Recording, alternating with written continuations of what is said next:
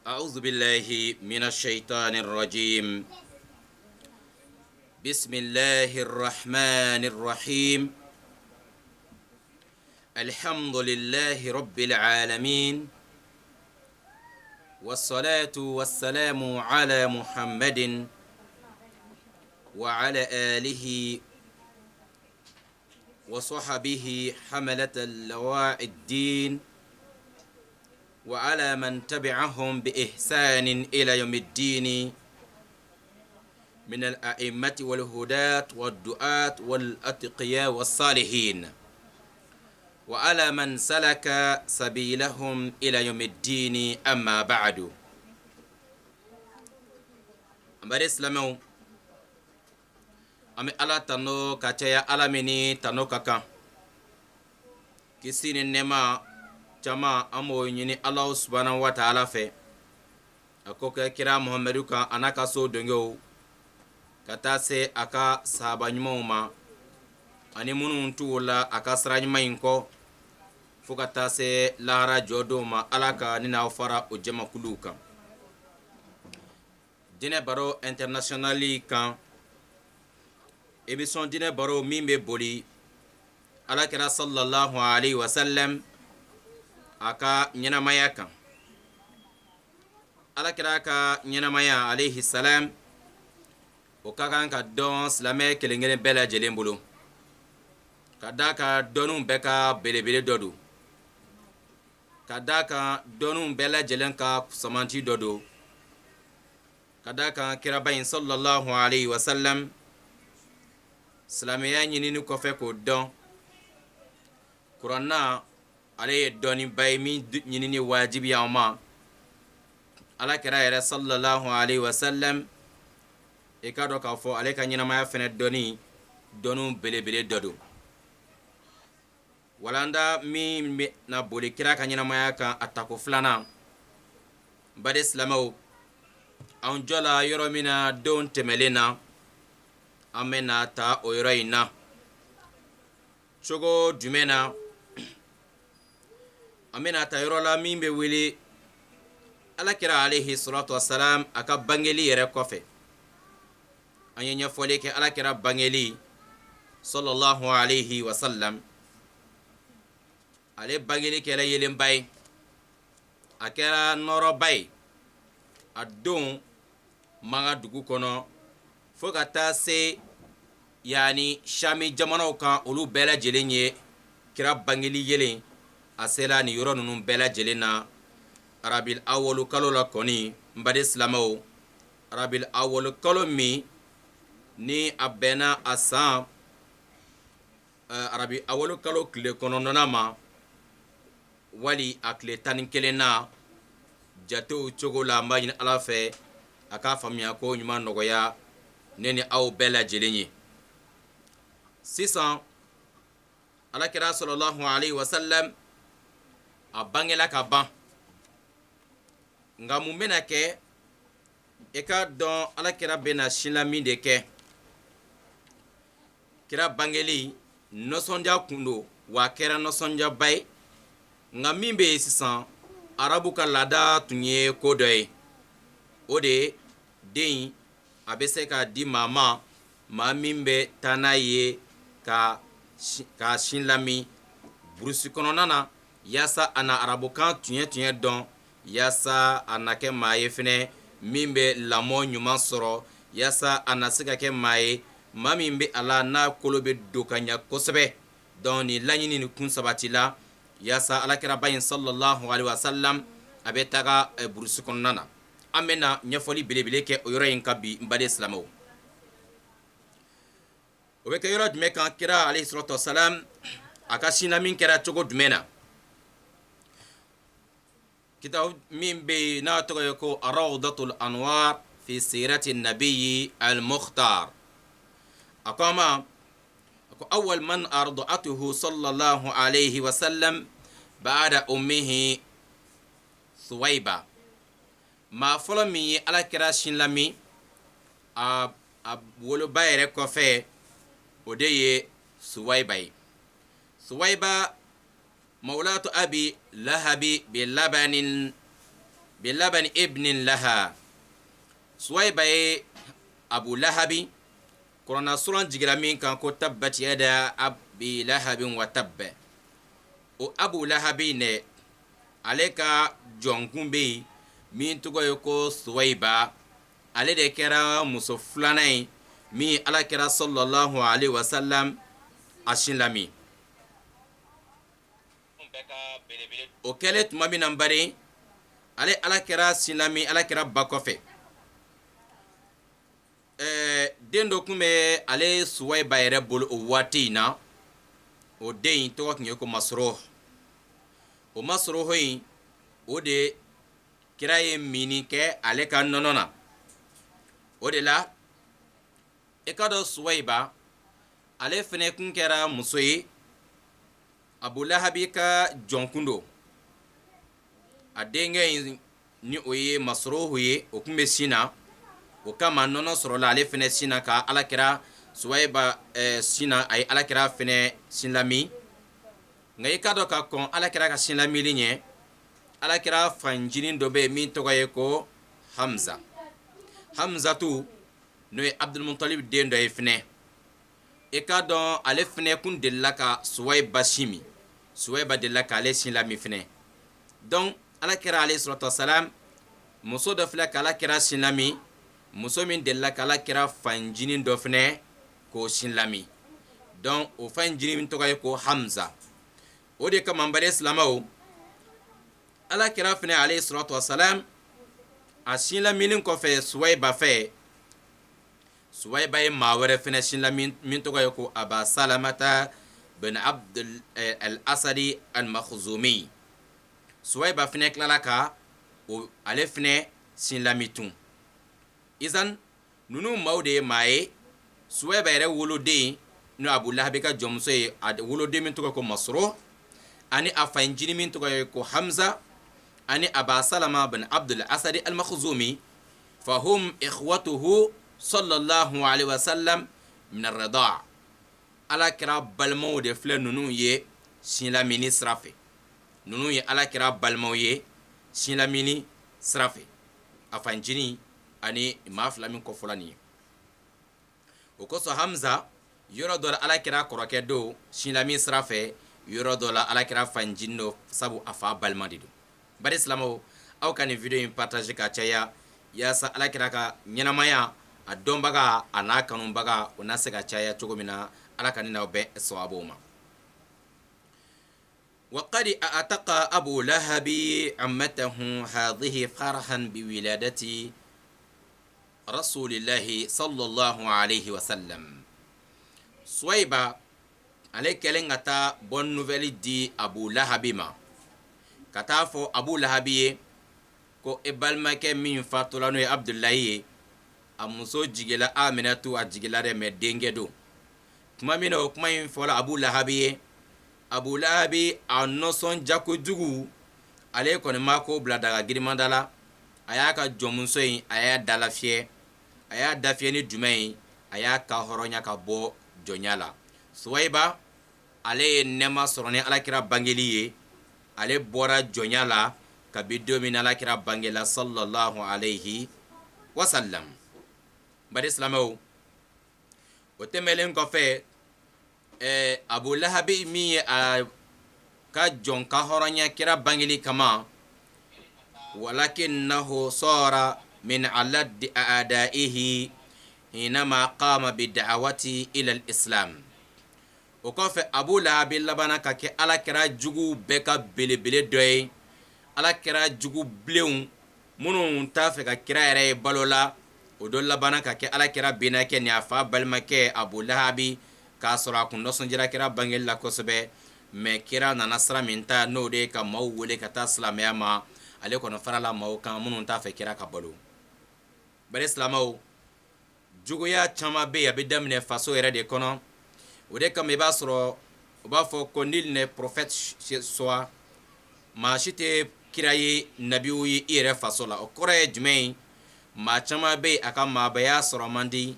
a yɛrɛ faso la abada a ka ca la juguya caman bɛ wuli a tigi nɔfɛ a yɛrɛ ka du kɔnɔ wala a faso kɔnɔ a ka ca la yɔrɔ wɛrɛ maaw de bɛ mɔgɔ kɛ mɔgɔba ye yani ere fasola mogo wali eka dugula mogo ka eke yani o mogo nyogon doy yani e fasola mogo ka eke bi iznillah ta'ala mabay akachala kina mogo de be eke mabay amma ñini an balima min be ka an lajɛ n'a bɛ ka wele kɛ a ka wele lajɔ sabu a bɛna kɛ sababu ye a b'an ka video tigɛ an b'a fo ka wale ɲuman dɔn a ka filɛliko ɲuman n'a ka lamɛliko ɲuman an ka lamɛli kɛ mais ne ko b'a appel kɛ dɔrɔn i bɛna an ka video tigɛ inshallah ala ka ni sara sara cogo ɲuman na bari silamɛw nous disons prophète sallallahu alayhi wa sallam après sa naissance la première femme qui a allaité notre bien-aimé c'est sa mère maman Amina. Après elle, il y a la servante de Abu Lahabi, dénommée Suwayba. Elle aussi a allaité le prophète Mohammed sallallahu alayhi wa sallam. Car elle avait un enfant qui s'appelait Masrour, donc qui était aussi au lait. Cela veut dire ici que Masrour devient alors frère du prophète Mohammed alayhi wa sallam du lait. Et pareillement, Hamza aussi, la dame là avait aussi allaité Hamza, oncle du prophète, qui fait en sorte que Hamza aussi devient le frère du prophète Mohammed alayhi wa sallam du lait. Ils sont au nombre de 3 comme ça que Suwayba a allaité. Mais Abu Lahabi, après, il est devenu ennemi numéro 1 du prophète Mohammed sallallahu alayhi wa sallam, car le prophète lorsqu'il a commencé à appeler les gens vers l'unicité d'Allah, Abu Lahabi n'était pas d'accord avec cela. Pourtant, les jours de la naissance du prophète, il était content. Il a même libéré sa servante Suwayba. Ambari Islamo, oui, mais tout là. Allah kira alayhi salatu wassalam, abinata bani, abinata yoro minasan, shilami srafe, odeye, bani Saad, fi bani Saad. كان من عادة العرب أن يلتمسوا المراضع لموالدهم في البوادي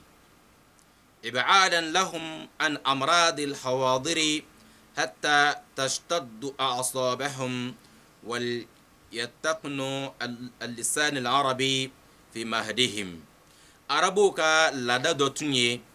كأوديوم مبو دوبا كونونانا civilisation yoro la katana e burusu kono o bɛ taa o di sinlami muso wɛrɛw ma sara la min b'o denw lami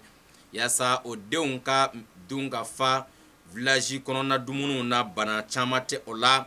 wa o bɛ yɔrɔ ma jɛn ka bɔ duguba kɔnɔna banamɛsɛnw la cogo min na wa o cogo kɔnɔ o kolo bɛ gɛlɛya sabu burusi kɔnɔna la siyɛntaw bɛ yen baritaw bɛ yen aw bɛ ɲɔgɔn kolo gɛlɛya kosɛbɛ kosɛbɛ yaasa o ka se ka arabukan fɛnɛ ɲuman dɔn faso kɔnɔna na n'o ye burusi kɔnɔna ye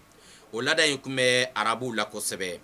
o de kama n baden fɛɛrɛ bɛna tigɛ cogo bɛɛ lajɛlen na yaasa alakira sallallahu alayhi wa sallama yaasa alakira sallallahu alayhi wa sallam alakira sallallahu alayhi wa sallam an baden silamaw halisa an bɛ nin kitabu in kan alakira a ka ɲɛnamaya kan kitabu min tɔgɔ ye ko rawdatul anwar fi sirati nabil mukhtar an bɛ baro kun filanan de la halisa an bɛ ala tando an bɛ n sigida filanan na halisa alakira alayhi salatu wasalam y'a jira la k'a fɔ a bangelen kɔfɛ a ye sinlamin dɔw kɛ a ba bolo ani a benakɛ Abu Lahabi ka jɔnmuso bolo min labana ka kɛ hɔrɔn ye tuma min na a ye kibaruya duman lase Abu Lahabi ma hali Abu Lahabi labana ka kɛ kira jugu ye nka sisan an ko de kira bɛna taga Bani Saad arabu ka laada tun y'o ye denmisɛnw ka taa burusi kɔnɔna la bari o kɔnɔna na وقدر الله أن جاءته نسوة من بني سعد بن بكر بن حوزان يطلبن رضعاء فأعرض النبي عليه الصلاة والسلام عليهن كرا بانجلين كوفي musow nana ka bɔ burusi kɔnɔna dugu dɔ la min tɔgɔ ye ko dugu min ne a tɔgɔ ye ko Bani Saad bun Bakr o nana bɛɛ lajɛlen bɛna den de ɲini ka taga a sin lami o nana o la tuma min na denw sin lami yɔrɔ k'o bɛna denw ɲini ka taa n'a ye i ka dɔn alakira yɛrɛ jirala muso ninnu bɛɛ lajɛlen na o bɛɛ lajɛlen banna o ma sɔn ka alakira fitininama ta ka taa a sin lami o kɔrɔ tun ye jumɛn ye fa abayna an yarda'anahu li ajli yatimihi. muso minnu nana den fitinin ta yɔrɔ la ka t'o sin lami a bɛɛ lajɛlen bana kɛra tali la ka d'a kan ala kɛra yatima ye a fa o tɛ balo la. donc olu ka jate la sisan na anw ye nin ta jɔn bɛ na anw sara kalosa la o bɛɛ lajɛlen bana ka ala kɛra dennama ta ka taa n'a ye. o muso ninnu fana caman tun ye setigiw ye olu tun ye sengolaw ye. o kɛlen e ka dɔn kira kɔni dennama kɔni tola a mɔkɛ ni bolo ni o ye Abdul Mutalib. an y'a fɔ ale min nisɔndiya kojugu taara ni kira ye alikaba la ka taa tɔgɔɲuman da la n'o ye Muhamadu ye. ngo e ka dɔn ale de fana a ye ala fo kosɛbɛ kira bangeli la. donc kira kɔni tora ten o ma muso sɔrɔ abada muso min bɛ na ala kira sinami alayhi salatu wasalam. walam tajid ihda niswa وهي حليمة بنت أبي زويب راضيا فأخذته وخزيت به حظوة اغتبط لها الآخرون. مسوكلين صلى الله جماكلو لا مما دين صلى كتا الشلمي ومسو ينتوك نيكو حليمة كدا كان على يريكا فاندايا جليكو جوغو في على يري يللا فالي مينغان كان مغان دوغو كونو o fali yɛrɛ tun bɛ dɛsɛra ale kɔrɔ kɔngɔ bɛ fali la fali yɛrɛ tɛ sera yɛrɛ kɔrɔ kuma tɛ maa min a bɛ ka maa min yɛrɛ fɛnɛ ta. donc silami denba tɔw fɛnɛ bana k'o denw di Halimatu ma ka da kan n'an y'an denw di nin muso in ma kɔngɔ bɛ nin yɛrɛ la cogo min na anw den na dumuni sɔrɔ ka kɛ bɛɛ lajɛlen kamanagan batɔ bana k'o denw di Halima ma. Halima fɛnɛ ale fɛnɛ tɔrɔ munumunu na ale ma den foyi sɔrɔ ka ta. sebe muso minnu olu ye den tɔw bɛɛ ta den minnu ni faw b'o la o y'o bɛɛ ta ka taa ala kɛra kelen tora dugu kɔnɔ alayhi salam maa ma sɔrɔ min m'a ta. Halima fana ka fandanya gɛlɛya kojugu fɛ maa si ma sɔn k'a den di Halima. o yɔrɔ in de la Halima yaasa a bololankolo kana segin ka taga a ka dugu la ten a fana taara ala kɛra dennama fana ta ten fa t'a bolo dɛ nka Halima fana ka y'a kusaya k'o den in ta ka taa o ka fisa ale fɛnɛ tɛgɛlankolon ka segin ka taa so. ja hɛrɛ dogolen bɛ den in na maa tɔw kun t'o dɔn kabini Halimatu kɔni ala kɛra ta alayhi salam ale kɔni ye hɛrɛba de sɔrɔ ka nafaba de sɔrɔ ka barikaba de sɔrɔ maa tɔw tilara ka keleya a la min na parce que olu ma hɛrɛ sɔrɔ den si la min na hɛrɛ bonyana ka tɛmɛ ala kira kan sallallahu alayhi wa sallam. Halima n'a cɛ n'o ye Alharisu ye bun Abdul Uzza olu bɛɛ lajɛlen bɛ bɔ bani Saad olu bɛ bɔ Saad bun Bakr maaw de la. i k'a dɔn den minnu tun bɛ Halima fɛnɛ bolo a n'a cɛ Harisu bolo o denw fɛnɛ labana ka kɛ ala kɛra balimaw ye sinlamini na. o den dɔ ye Abdulayi ye ani Anisa ani Judama o min wele ko Shayma ami ni a jamu bolola a tɔgɔ sanfɛ. nga san kira dɔla ninnu ka so tuma min na n bari silamɛw n bari i ka dɔn hɛrɛw ni barika de caman o de bɛna se ninnu ka du kɔnɔna na ala kira sallallahu alaihi wasallam a dolen kɔfɛ o ka so kɔnɔ. kira ye den barikalen ye n'a dɔla du min kɔnɔ o du in bɛ barika sɔrɔ siga foyi tɛ o du in ka barika sɔrɔ la siga t'o la abada. an ka o lajɛ o bɛna kɛ cogo min na. وقد ضرت البركات على أهل هذا البيت مدة وجوده صلى الله عليه وسلم بينهم. هرو أني بركة chama ala koni ode koni jensen ko funti ko de bange nunun ka du kono tumamina ni ala kira kon sorolla o chamaino alayhi salam. e ka do riwaya chama ire nana ala wa mimma rawa min hadhihi albarakat أن حليمة لما جاءت إلى مكة كانت الأيام أيام جدب وقهط وكانت معها أتان كانت أبطع دابة في الركب مشيا لأجل الضعف والهزال وكانت معها ناقة لا تضر بقطرة من اللبن وكان لها ولد صغير يبقي ويصرخ طول الليل لأجل الجوع لا ينام ولا يترك أبويه ينامان.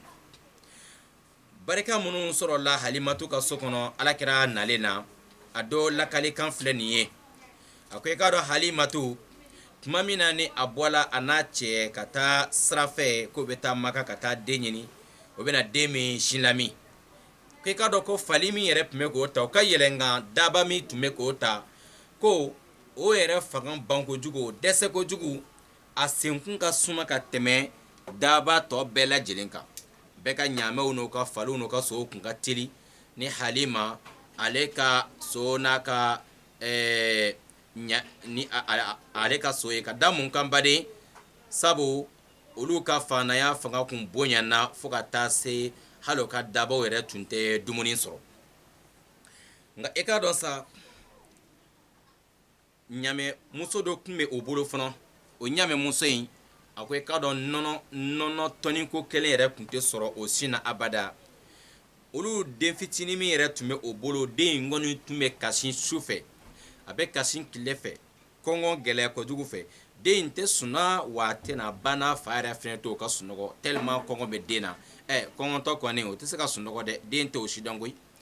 den t'a dɔn k'a fɔ ko fa ni ba bɛ dɛsɛ ka balo sɔrɔ o gɛlɛyaba in tun bɛ halima ani a furukɛ ka so kɔnɔ inshallah ta'ala mais kira donni o ka du kɔnɔ o gɛlɛya in o bɛna ban siga tɛ min na ni ala ka jɛ ye mare silamaw halisa dinɛ baro international bɛ ka ɲɛfɔli kɛ aw ye ala kira ka ɲɛnamaya la فلما جاءت حليمة بالنبي عليه الصلاة والسلام إلى رحلها ووضعته في حجرها أقبل عليه صدياها بما شاء من لبن فشرب حتى روى وشرب معه ابنها الصغير حتى روى ثم نام حليمة ما من الناي على كراكون سرقة أترى وكتان دانسونين دغما ما من هو سليسا ala kɔni y'a kɛ nɔnɔ kɔni o jigila kosɛbɛ kosɛbɛ muso in yɛrɛ n'o ye halima ye ala ye nɔnɔ caman di ale yɛrɛ ma kosɛbɛ sabu kɔngɔ tun b'ale yɛrɛ la kuma tɛ ko a ka sin yɛrɛ sɔrɔ k'a den labalo n'a ye kuma tɛ ko ka ɲaamɛ yɛrɛ ka nɔnɔ yɛrɛ fɛnɛ sɔrɔ halima ala ye barika jigin ale yɛrɛ farikolo la a ye nɔnɔ caman sɔrɔ a den min bɛ a bolo den in ye sin min ka fa alakira yɛrɛ ye sin min fo ka taa fa den fila in bɛɛ lajɛlen sunɔgɔla hɛrɛ o falen kɔnɔna na basima ye min na وقام زوجها إلى الناقة فوجدها حافلا باللبن فهلب منها ما انتهي بشربه ريا وشبعا ثم بات بخير الليلة إكاد حليمة أفرك فنن ولا وكان يمي موسى متومبي نو كمي بلو نونو فننا atara soro nyame muso in fene koni o nono fla o fene sin fala nono chamana ali mache koni nono chama biri o don olu wero nana dumuni ke ka fa ka nono mi ka kla ka daga sunogo na fo don fene sunogo la togo mina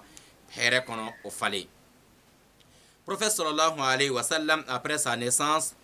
dans la coutume des arabes à l'époque il était question de chercher des femmes qui vient de brousse pour venir chercher les enfants, aller allaiter en brousse. C'était pour éloigner les enfants des maladies de la ville et pour aider les enfants à apprendre bien la langue arabe au village et d'avoir aussi des bonnes éducations. Alors, les femmes sont venues chercher les enfants à Médine. Il y avait une dame parmi elles qui s'appelait Halima. Elle aussi et son mari sont venus avec leur... l'âne qui était vraiment faible parce que Halima aussi elle était pauvre comme son mari donc ils n'ont pas trouvé un enfant sauf prophète Mohammed alayhi salam. Mais quand ils ont gagné Mohammed alayhi salam, elle a fait en sorte que beaucoup de baraka est descendu dans leur famille. Halima elle-même elle a eu de lait dans les seins et puis son enfant a bu le lait comme prophète Mohammed aussi alayhi salam.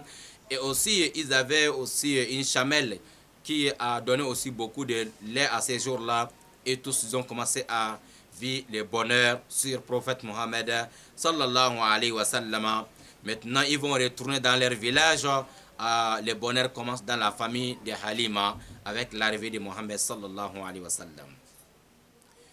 Bari islamon Halimatu ekado o natola aleka fali koni o kun senga suma ka tɛmɛ a mato taka mais o segin tola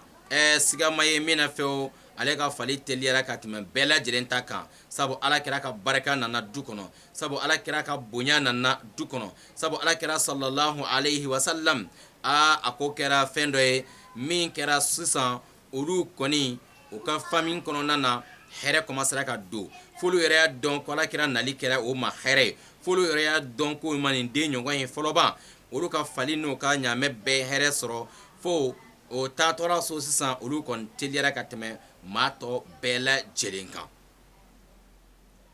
n'an y'o lajɛ sa an bɛna min y'o la o de ye k'a fɔ hɛrɛ bɛ ye kira la kabi a denna ma hɛrɛ bɛ kira la ni maa min tugula a kɔ i ka ɲɛnamaya yɛrɛ bɛɛ lajɛlen kɔnɔ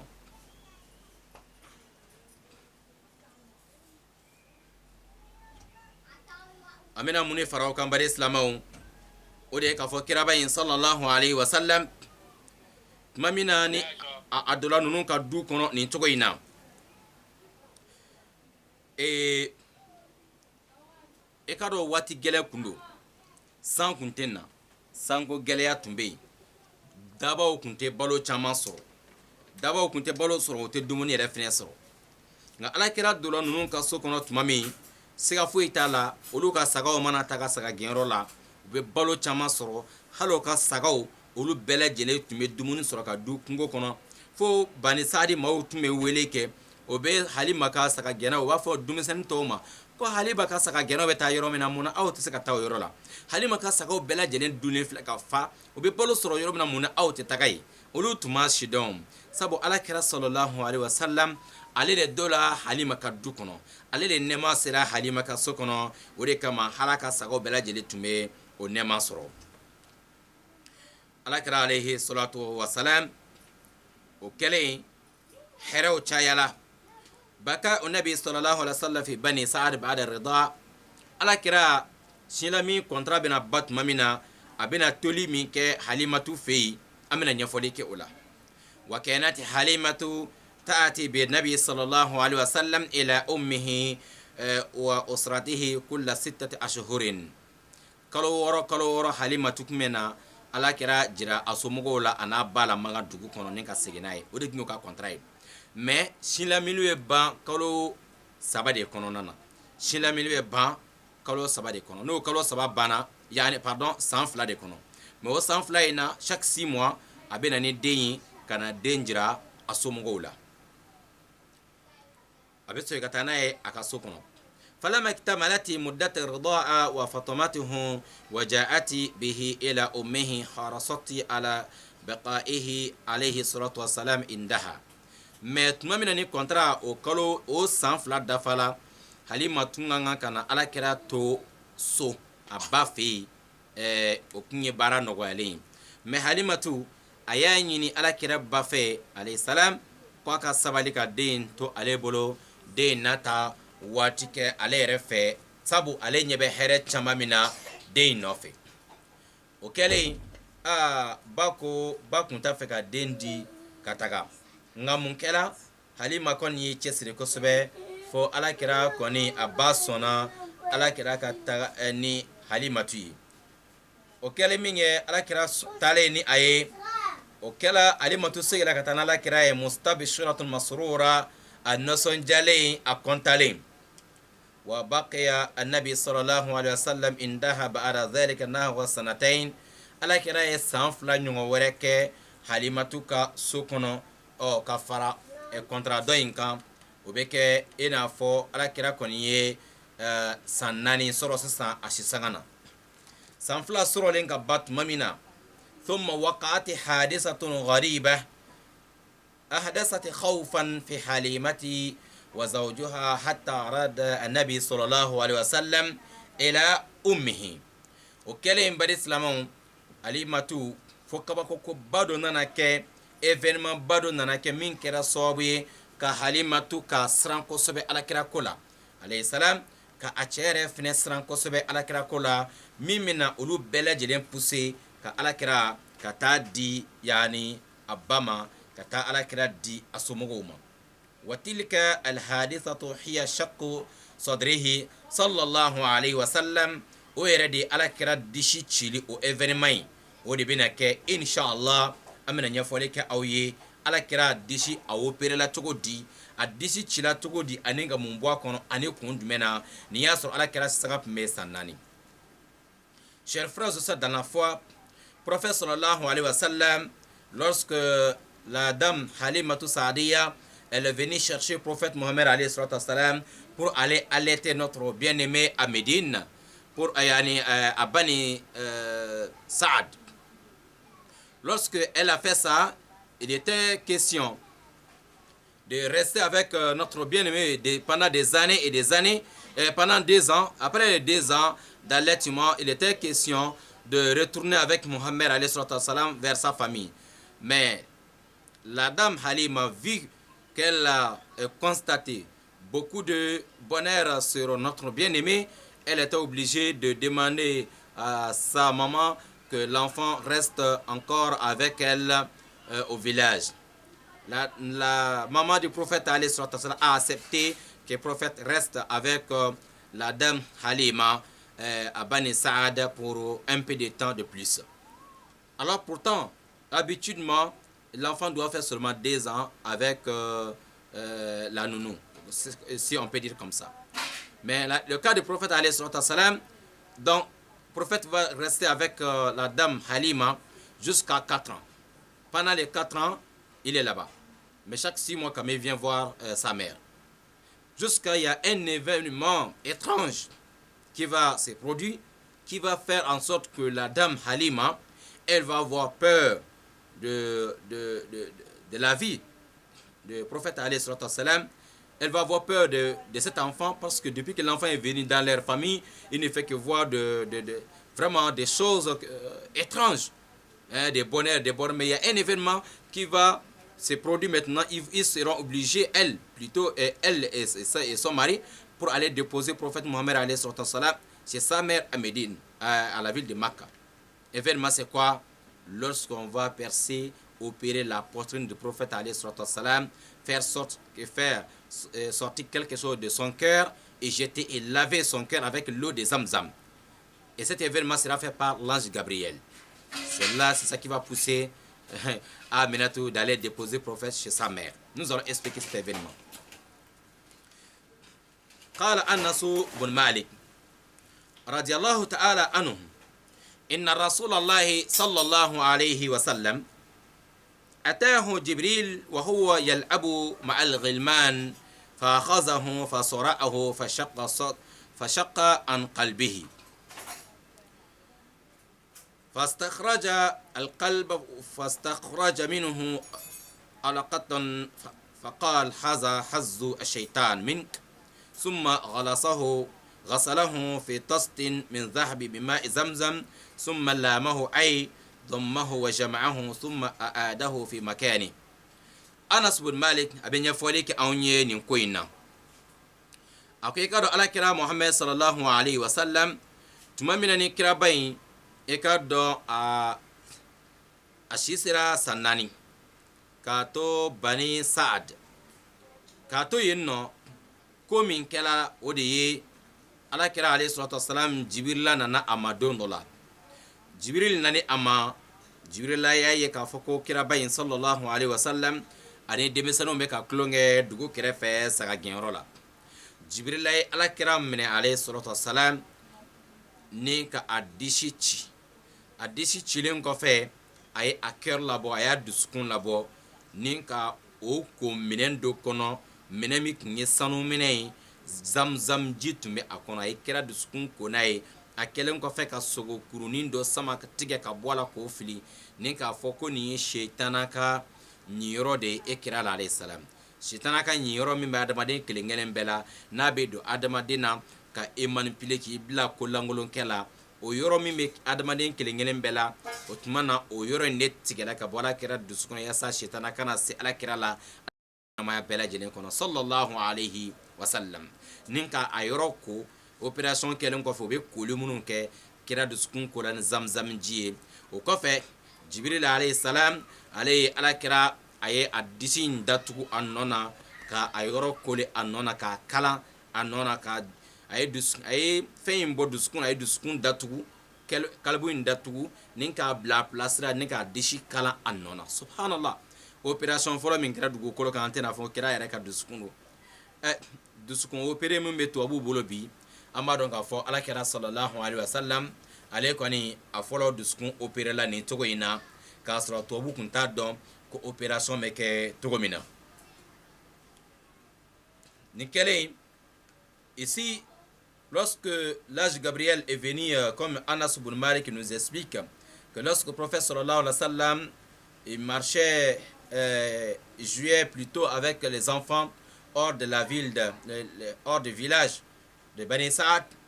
il y a l'ange Gabriel qui est venu attraper le prophète Mohammed alayhi wa sallam pour percer, ouvrir la poitrine du prophète alayhi wa sallam, faire sortir son cœur et un morceau de viande, il a coupé, il a montré ça au prophète, que ça c'est ce qui pousse Shaitan de tromper quelqu'un. Shaitan passe par cet endroit pour mettre les mauvais conseils dans la tête de quelqu'un. Donc, et pour toi, on va enlever pour ne pas que Satan va essayer de t'égarer dans ta vie ou te mettre sur le chemin de l'égarement. Donc, quand il a fait sortir ça, il a lavé le cœur du prophète Mohammed avec l'eau de Zamzam et après il a fait rentrer le cœur et fermer la poitrine du prophète à sa place et comme il était et le prophète avait l'âge de il avait l'âge de 4 ans. C'est pour cela Anas ibn Malik lui dit que lui il voyait même la trace de cette opération sur la poitrine du prophète alayhi salam. Anas ibn Malik ko ale kun bɛ kalan nɔ in ye kira disi la tuma dɔ parce que Anas bɛɛ b'a dɔn k'a fɔ ko Anas mɛnna kira ka so kɔnɔ Anas denmisɛnninma nana ye san 10 kɛ ala kira ka so kɔnɔ Madina donc ko ale kun bɛ kalan nɔ ye kira disi la tuma dɔw la subhanallah bari silamɛw ni ko in kɛla o cogo in de la ko kɛlen denmisɛnninw bolila ka taga waja al-ghilman يسعون إلى أمه يعني ظهره وهي المرضعة فقالوا إن محمد قد قتل فاستقبلوه وهو منتقع اللون أي متغير اللون دمسنون يكراية مامنا نيتشا دوكون بولا كرا مني تشين جبريل ملكة جبريل تندو denmisɛnninw ni hada da ni vitesse bolila ka taa dugu kɔnɔ ka taa fɔ dugumɔgɔw ye ko i ka dɔn Muhamadu kɔni Muhamadu ko banna koyi Muhamadu Muhamadu fagala koyi Muhamadu sala maa dɔw ye Muhamadu minɛ joli bɛ ka bɔ a la dɔw ye Muhamadu minɛ o kɛla min kɛ dugumɔgɔ bɛɛ kɔni bolila sa Halimatu yɛrɛ kɔni waliden bɛ n bolo a cɛ kɔni ye samaraw dɔw ye hada da wuli ɲɔgɔn kɔ o bɛ taa Muhamadu ko ɲɛɲini sa mun y'a sɔrɔ saga gɛnyɔrɔ la sallallahu ala nabi bari silamɛw o taara alakira ye tiɲɛ do kira couleur bɛɛ yɛlɛmana a minɛna k'a lahaliya ka couleur yɛlɛma subhanallah o de kɛla sisan bi Alimatu kɔni y'a sɔrɔ kira kɔni a fɔra ko a sara saya ma bɔ Alimatu kɔni kamana gana an ka fɛɛrɛ kɛ den in ka se a tigi ma bari silamɛw an bɛ kitabu de kan ka ɲɛfɔ dinɛ baro international kan min Rawdatul Anwar fi sirati Nabil Mukhtar kitabu ya ka dan yan ka bɛɛ lajɛlen kɔrɔ bayɛlɛma sabu alakira ka ɲɛnamaya hakika de bɛ ɲɛfɔ nin kitabu in kɔnɔ alakira ka ɲɛnamaya bɛ ɲɛfɔ kitabu in kɔrɔ ɲɛfɔ cogo la i ka dɔn siga tɛ min na abada min ni a jɛlen do sabu kitabutigi ye jɔnjɔnbaw sɔrɔ nin kitabu in sɛbɛnni la sabu ale ye yɔrɔ ma jɛnya ka bɔ yɔrɔ fɛn o fɛn ye siga kuma ye yɔrɔ yɔrɔ n'a kibaruya jɛlen tɛ alakira ka ɲɛnamaya kɔnɔ ale ye yɔrɔ ma jɛnya ka bɔ o kuma bɛɛ lajɛlen na Safiyur Rahman Mubarak al-Kafuri ale de ye kitabu in sɛbɛn ala ka hɛrɛ kɛ an n'a ye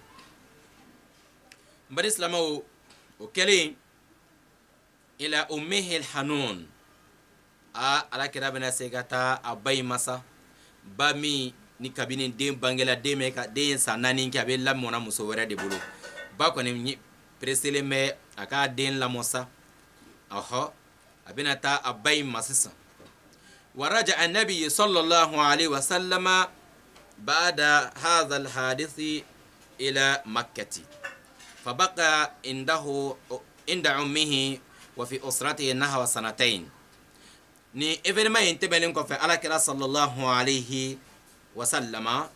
mun de bɛna kɛ n bade silamɛw ale kɔni bɛna a bɛna taa se a ba ma sabu Halimatu Saadiya a n'a cɛ ye fɛɛrɛ bɛɛ kɛ an ka taa den di sabu an ma ko in foyi faamuya den ka ko la ni ye jinɛtɔ de ye wa wokulɔ de b'a kɔ wa fɛn min bɛ don an ma nin den ka ko ɲɛdɔn dɛ o yɔrɔ in na o taala ni den ye ka taa di a ba ma alakira tɔ la a ba fɛ yen nɔ ani a ba somɔgɔw ani kira yɛrɛ ka famille kɔnɔ yen o ye san 2 ɲɔgɔn wɛrɛ kɛ o ye san 2 min kɛ ni y'o fara alakira si sanga yɛrɛ san 4 kan o kɔrɔ ye kira si sera sisan san 6 ma ثم سافرت معه أمه إلى المدينة حيث قبر والده وأخوال جده بنو عبد bari islamo ni yɔrɔ in na alakira sallallahu alaihi wasallam a si sere san 6 o kɔrɔ a ye san 2 kɛ a ba fɛ yen a ba ye a décidé a ko kiraba in ma a ko mina min fɔ i ye i ka dɔn siga foyi t'a la e fa kɔni n'o ye abdulayi a fatula dugu min na o de ye madina ye a ka di n ye n ka taa e fa a kaburu jira i la madina ani e mɔkɛ abdulmutalib o bɛnnakaw de ye madinakaw ye e mɔkɛ abdulmutalib o ba n'o ye salima ye ale bɔra madina de fɛnɛ alakira mɔkɛ o bɛnna de ye madina ye kira fa fɛnɛ taara fatu madina kira si selen san 50 ni san 7 a fɛnɛ taara sigi madina kira ye silamɛya fɛnɛ drapeau kɔrɔta madina kira yɛrɛ si selen san 60 ni san 7 a fatula a fɛnɛ sudonna a fɛnɛ kaburu bɛ yɔrɔ min na madina subhanallah o de kama yahudiyaw kun taara sigi madina ka dɔn ko silamɛya ko babaw bɛna kɛ madina de o ko solu kun taara sigi nɔ yaasa kira na bɔ olu la cogo min na bari silamɛw sabu o ye taamasiyɛnw bɛɛ ye naam alakira bɛna o taama min kɛ ka taa madina sisan ani jɔn dɔ tun bɛ ani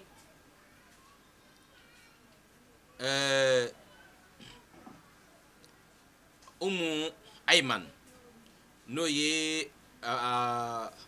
ba ka baarakɛden ye an bɛ se k'a fɔ ten umu ayman o tun ye farafinmuso ye olu taara taama in na o ye kalo 1 ɲɔgɔn sɔrɔ madina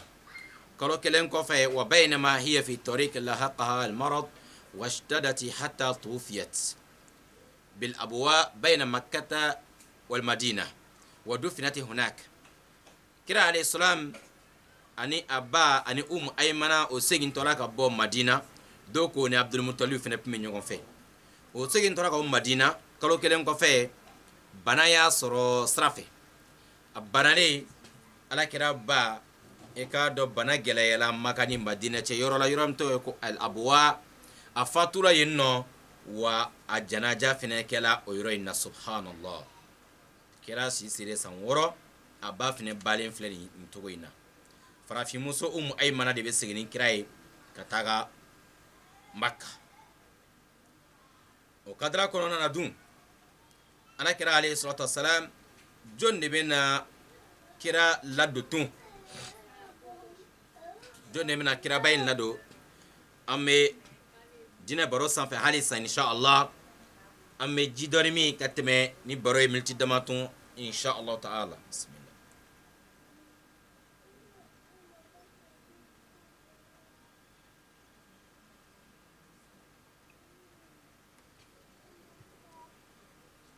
alhamdulillah ila jaddihi latuf ala kira bɛna sigin ka taa jɔn de ka mara kɔnɔ sisan o ye a mɔkɛ ye min bɛ hinɛ n'a bɛ makari n'o ye abdulmutalib ye o de bɛna sɔfi rahman b'a jira k'a fɔ ko a mɔkɛ tun bɛ taama sira in na ko a ba fatura k'o to taama sira min na ko a mɔkɛ tun bɛ yen sɔfi rahman bari kafiri a b'o de fɔ kitabu in kɔnɔ a ko wa aada bihi jadduhu abdulmutalib ila makka wa huwa yash'ur bi a'maqi qalbihi شدة عالم المصاب الجديد عبد المطلب كرا باكا جناجا كوفي أسجلاني كرا كنا مدينة يعني مكة بليتو ويسرو a dusukun degunnen don kosɛbɛ, a tɔɔrɔlen don kosɛbɛ, ka d'a kan ale den min kun ka d'a ye ka tɛmɛ den bɛɛ kan n'o ye Abudulayi ye, kira fa. Ale ka den mandi o denmisɛnnama fatula, a kɛlen kɔfɛ ka furu kɛ a ma mɛn, ka muso lajɔlen to. O fɛnɛ ye muso in jigila denkɛ fɛnɛ na, den san 6 o ba fɛnɛ ka fatu k'o den in fitinama to. Tiɲɛna mɔkɛ a dusukun degunna kosɛbɛ kosɛbɛ, a tɔɔrɔla kosɛbɛ, nka a ye den a hinɛna la ka taa se hinɛna a yɛrɛ ma deli ka hinɛ min ɲɔgɔn ta ka ɲɛsin a yɛrɛ woloden dɔ ma. I y'a ye, fakana ya'dhamu qadrahu wa yuqaddimuhu ala awladihi wa yuqrimuhu ghayat al-ikram wa yajlisuhu ala firashihi al-khas alladhi lam yakun yajlisu alayhi ghayruhu. A ye kira bonya ka karama, a ma maa wɛrɛ karama ka se hakɛ min na, fo ka taa se a tun bɛ kira yɛrɛ sigi a yɛrɛ ka sigiyɔrɔ kɛrɛnkɛrɛnlen na, maa wɛrɛ kun tɛ sigi sigiyɔrɔ min na abada n'a yɛrɛ tɛ, fo a tun bɛ kira sigi o yɔrɔ in bɛɛ la, kira den ma alayhi salam. Tellement kira jala ye kojugu, a bɛ tɛgɛ da kira kɔ la, a b'a kɔ salo, a bɛ kira bɛ nisɔndiya, a bɛ tɛgɛ da kun na yaasa kira bɛɛ lajɛlen, kira bɛ se ka nisɔndiya, a bɛ se ka ɲinɛ a fa n'a ba fatuli kɔ cogo min na. ويعتقد أن له شأنا عظيما في المستقبل. أبو عبد المطلب كان يعتقد أن للرسول الله صلى الله عليه وسلم في أيام المستقبل شأن عظيم. أقمد دون كفوكون دين نفافة لك أسرما باني أباف نكفاتوا دمسنا من توينا كسيغا فويتا لكون دين كوبك كوباي دون نتاولا حكلي ما بلا جلبين دو. Wallahi mbalma ken bala muso imana den fɛn fɛn ni togo ni janto la yatimaya modeli do be ma baya tamasien di do ba foko ma do kemadi ma ba modeli do ye a masa benyana wala masa fla benyana do ma ba chama be o ka ma baya abeke a masa fla be fatulen ko fe wali masa do be fatu abeke do nyana me ka foko ma ba de flen ye ko jien bebe ka kulena tigi togo ye ko tigi bana fa be balolen do a manca dɛ a manca a cama kɔni wallahi a bɛ k'a tigi dɔw bɛ a masa bɛɛ bɛ fatu a tigi denmisɛnnama wali masa dɔ la kelen bɛ fatu a tigi denmisɛnnama maabaya taamasiyɛn dɔ ye yatimaya ye o ka sɔn kira alayhi salam a ko ale ni yatima lamɔbaga bɛ tan de alijana kɔnɔ o ka surun ɲɔgɔn na i n'a fɔ nin bunganden fila ka surun ɲɔgɔn na cogo min na. Kira yɛrɛ yatima o bɛɛ ka président ye i k'a dɔn mɔkɛ in tun bɛ a bɛrɛbɛrɛ kosɛbɛ wa mɔkɛ in kun dalen ma la ko siga t'a la ko nin den ka ko ye kabako ye don nataw la. I k'a dɔn walakinahu tuwufiya ba'da sanatayni hina kana umruhu sallallahu alayhi wa sallama 8 sanawati wa shahrayn wa 10 ayyamin. Nga a mɔkɛ in fɛnɛ n'o ye Abdul Muttalib ye ale fɛnɛ ma mɛn nin kɔfɛ ale min bɛ ka kira bɛrɛbɛrɛ in togo in na n'a dalen ma la ko kira ye maaba ye don nataw la siga ma kɛ min na ale fɛnɛ ma tɛmɛ san 2 ani dɔɔnin kan ale fɛnɛ fatura ka bɔ kira kɔrɔ alayhi salam o don y'a sɔrɔ kira si sera san 8 ani kalo 2 ani tile 10 sallallahu alayhi wa sallam. Ni yatimaya de mɔkɛ in fɛnɛ taara ka bɔ kɔrɔ k'a to san 8. I ka dɔn bari kira bina minɛ ka di jɔn wɛrɛ ma tun jɔn bɛna lamɔ ila ammihi ashaqiq a bɛna ta ka di a fa balimakɛ yɛrɛ de ma n'o ye a binakɛ ye wa qama bi kafalatihi sallallahu alaihi wasallam ammuhu Abu Talib shaqiq abihi wa ikhtasahu bi fadli rahmati wal mawaddati وكان مقلا من المال فبارك الله في قليله حتى كان طعام واحد يشبع جميع أسرته وكان الرسول صلى الله عليه وسلم مثال القناعة والصبر يكتفي بما قدر الله له. مدين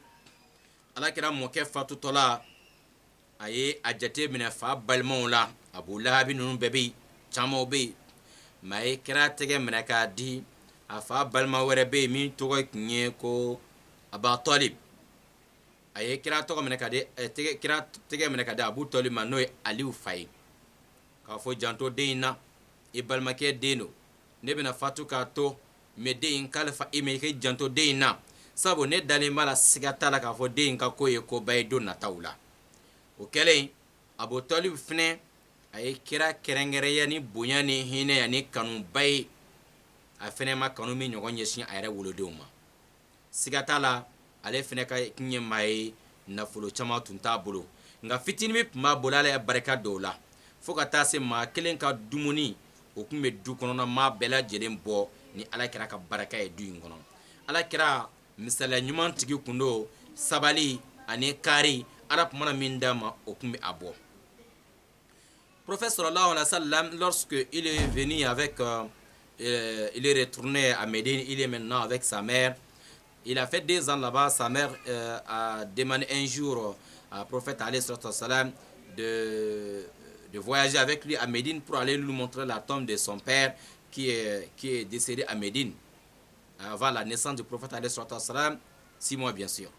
Donc, à l'âge de 6 ans, ils sont partis à Médine, aller voir la tombe de sa mère et son père, et ils ont fait 1 mois là-bas. Sur le chemin de retour, la mère du prophète Aminatou, elle est décédée. Elle est tombée malade. Elle est décédée entre Médine et la ville de Makka. Alors, la servante Aymana, elle était là. Et son grand-père Abdul Muttalib, lui aussi, il était là. Vraiment, il a eu beaucoup de douleur dans son cœur, car le prophète a perdu son père avant sa naissance. À l'âge de 6 ans aussi, il a perdu aussi sa mère, dont le grand-père était beaucoup touché. Il a gardé le prophète avec beaucoup d'amour et beaucoup de respect. Mais lui aussi, 2 ans plus tard, lorsque le prophète arrive à l'âge de 8 ans et 2 mois et 10 jours, lui aussi, il est décédé. Avant la mort, il a confié le prophète à son oncle Abu Talib, de lui garder bien. Mais le grand-père savait, il était dans son cœur, il disait dans son cœur que cet enfant, alors, sera une grande personne dans les jours à venir.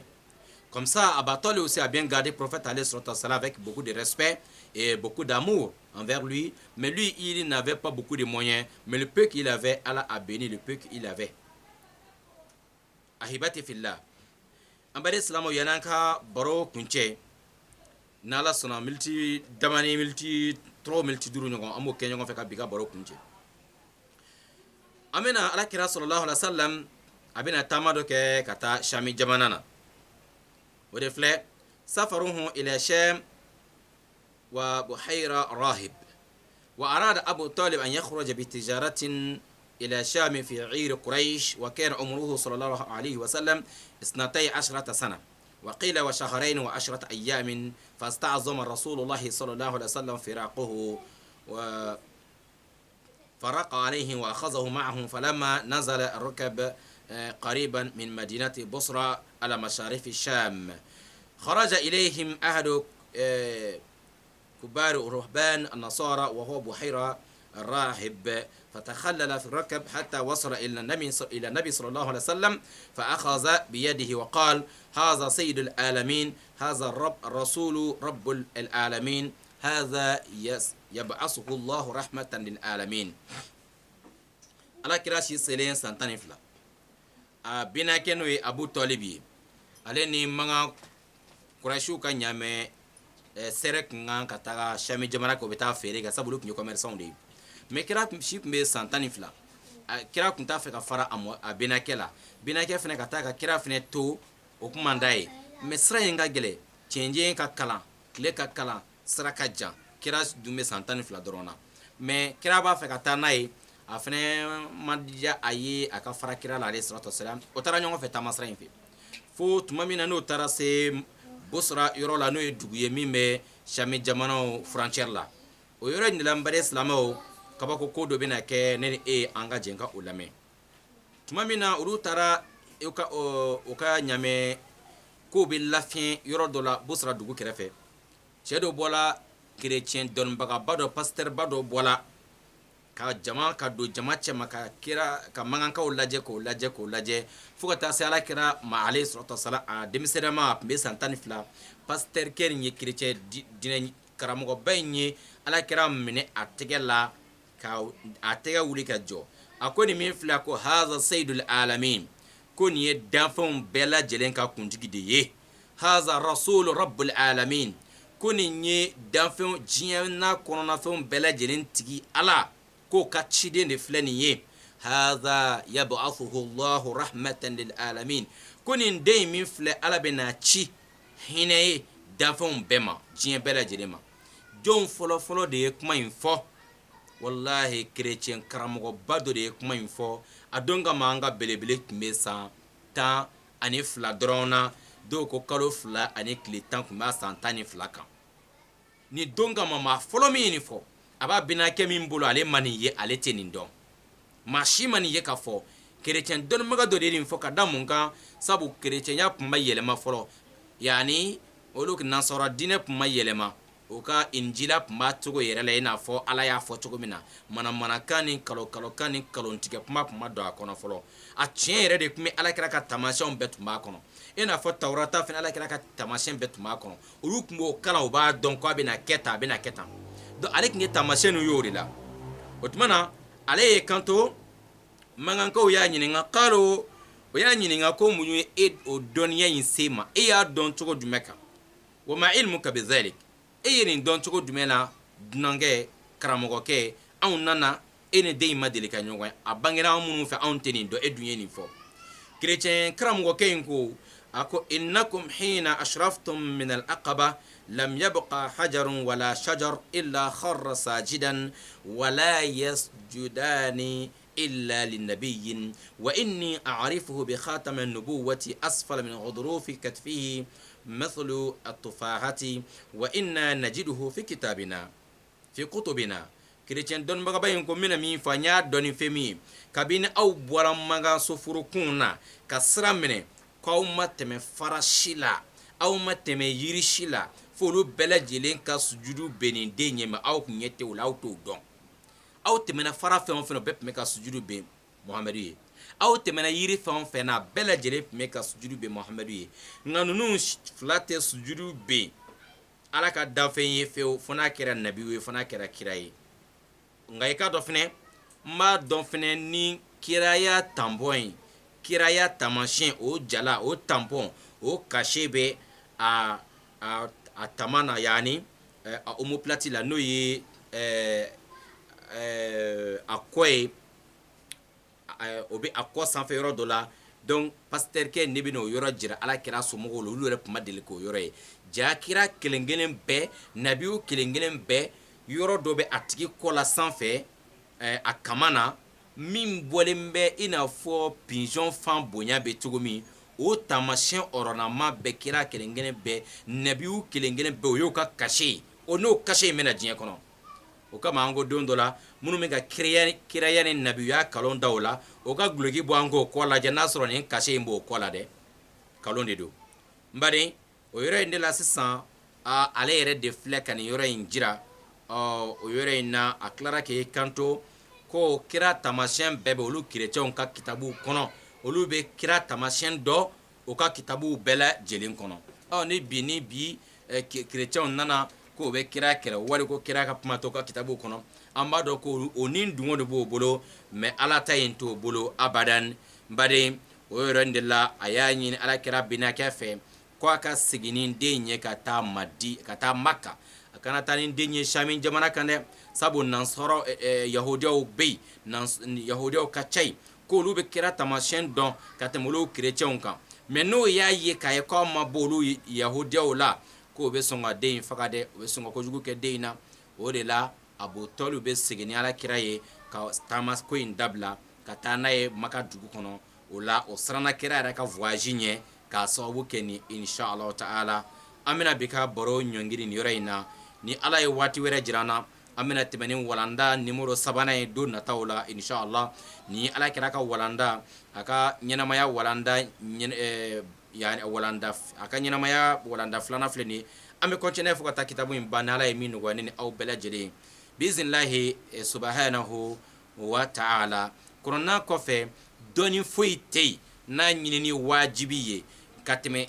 yani silamɛ kan ka tɛmɛ ala kira ka ɲɛnamaya ɲɛɲinini kan k'a dɔn dɔnni foyi ma bon kɔnɔna kɔfɛ ka tɛmɛ ala kira ɲɛɲinini kan sabu kɔnɔna ye ala o ye ala ka kumakan ye ala bɛ anw kala o la wo kɔfɛ pour que an ka se ka kuranɛ yɛrɛ faamuya fo an ka taa kira ka ɲɛnamaya de ɲɛɲini k'o dɔn kosɛbɛ a na kɛ sababu anw na diinɛ yɛrɛ dɔn anw na kira yɛrɛ fana kanu ka tugu a ka sira jɛlen hakika kɔ min ni fili tɛ kelen ye insha allahu ta'ala kira kanu de ye k'a fɔ n bɛ kira fɛ n bɛ kira fɛ o de ye kira ka ɲɛnamaya ɲinini ka dɔn n'o ko la biographie du prophète alayhi salam n'o ko la vie du prophète n'o ko siratu nabawi kira ka ɲɛnamaya dɔnni o de bɛ kira kanu sabati adamaden dusukun na e tɛna se ka maa si kanu abada ka k'a tigi fɛ e tɛ maa min dɔn i bɛ mɔgɔ kanu cogo di e tɛ maa min dɔn o kumana kira kanu ye ka kira ɲɛnamaya kira yɛrɛ ɲini k'a dɔn n'an y'a kanu ka ban a y'an bila sira minnu na an b'olu kɛ an seko damajira la a y'an fara ka bɔ minnu na an bɛ an fara ka bɔ olu bɛɛ lajɛlen na mɛ n'an tɛ foyi dɔn kira la n'an kulela ten dɔrɔn k'an bɛ kira fɛ an bɛ kira fɛ o la an laban bɛ taa an yɛrɛ sɔrɔ fili kɔnɔ kuma dɔw la k'a sababu kɛ jumɛn ye an bɛ taa an yɛrɛ sɔrɔ fili kɔnɔ tuma dɔw la k'a sababu kɛ jumɛn ye anw ye maa kanu anw tɛ maa min dɔn anw laban bɛ taa an yɛrɛ bila fɛn dɔ la a tigi yɛrɛ tɛ fɛn min fɛ o kama dinɛ baro international ka laɲini ye yani an k'a fɔ an ka kira kanu an ka kira ɲini k'a dɔn n'an ye kira dɔn automatiquement silamɛ ɲuman bɛɛ lajɛlen bɛ sin ka kira kanu halisa ala ka kira kanu ala ka sabati ne ni aw dusukun na inshallah ala ka kira alayhi salatu wasalam a nana an wele ka taa yeri min ma nɔrɔ min ma ala ka ne ni aw kɛ nin yeri in tabagaw ye ka ne ni aw kɛ nin nɔrɔ in faamuyabagaw ye inshallah ta'ala dinɛ baro international tɔgɔ la an bɛ bi taa jɔn yan wa hadha wa akhiru da'wana anil hamdulillahi rabbil alamin wassalamu alaikum wa rahmatullahi wa barakatuh abana ka bakar sidika sangare kan bɛ waati nataw la ma assalama ila liqa